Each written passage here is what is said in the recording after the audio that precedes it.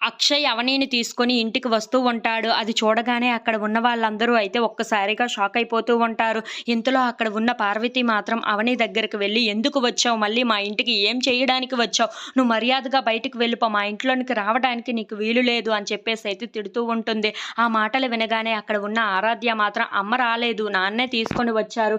ఏమైనా అంటే నాన్ననే అనండి తప్ప అమ్మని ఏమీ అనొద్దు" అని చెప్పేసి అయితే అంటూ ఉంటుంది. ఆ మాటలు వినగానే అక్కడ ఉన్న పల్లవి, పార్వతి వాళ్ళు ఒక్కసారిగా షాక్ అయిపోయి అక్షయ్ వైపు అలా చూస్తూ ఉండిపోతారు. ఇంతలో అక్కడ ఉన్న పార్వతి మాత్రం, "ఏంట్రా నువ్వు ఇలా చేసావు? నీ భార్య చేసినవన్నీ మర్చిపోయావా? మేమైతే మర్చిపోలేదు. నీ చెల్లెల జీవితాన్ని నాశనం చేసేసింది కదరా నీ భార్య. అలాంటిది ఎలా మర్చిపోయి మళ్ళీ తనని ఇంటికి ఎందుకు తీసుకొని వచ్చావు?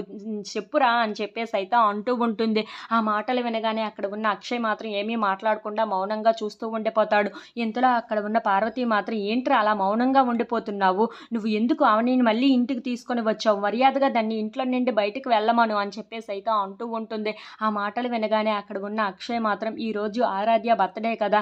ఎలాంటి తగువులు జరగకుండా ఇంట్లో క్షేమంగా బర్త్‌డేని చాలా సంతోషంగా జరుపుదాం. మీరు ఎవరు ఏమన్నా సరే ఈరోజు అవని ఇంట్లోనే ఉండి ఆరాధ్య బర్త్‌డేని సరదాగా జరుపుకొని వెళ్తుంది" అని చెప్పేసి అయితే అంటూ ఉంటాడు. ఆ మాటలు వినగానే అక్కడ ఉన్న వాళ్ళందరూ అయితే ఒక్కసారిగా షాక్ అయిపోయి అక్షయ్ వైపు అలా చూస్తూ ఉండిపోతారు. ఇంతలో అక్కడ ఉన్న ఆరాధ్య బర్త్‌డేని సెలబ్రేట్ చేస్తూ ఉంటారు. అది చూడగానే అక్కడ ఉన్న పల్లవి, పార్వతి వాళ్ళు చాలా కోపంగా అవని వైపు చూస్తూ ఉంటారు. ఇంతలో అక్కడ ఉన్న ఆరాధ్య కేక్ కట్ చేసి వాళ్ళ అమ్మ నాన్నకి పెడుతూ ఉంటుంది. ఇంతలో అక్కడ ఉన్న అవని కూడా ఆరాధ్యకు కేక్ పెడుతూ అక్షయ్ వైపు అలా చూస్తూ ఉంటారు. "నన్ను మీరు తొందరలోనే అర్థం చేసుకుంటారన్న నమ్మకం నాకు ఈ రోజుతో కలిగింది" అని చెప్పేసి అయితే అక్షయ్ వైపు అలా చూస్తూ ఉండిపోతుంది. ఇంతలో అక్కడ ఉన్న అక్షయ్ కూడా అవని వైపు చూస్తూ ఉంటాడు. If you like this video please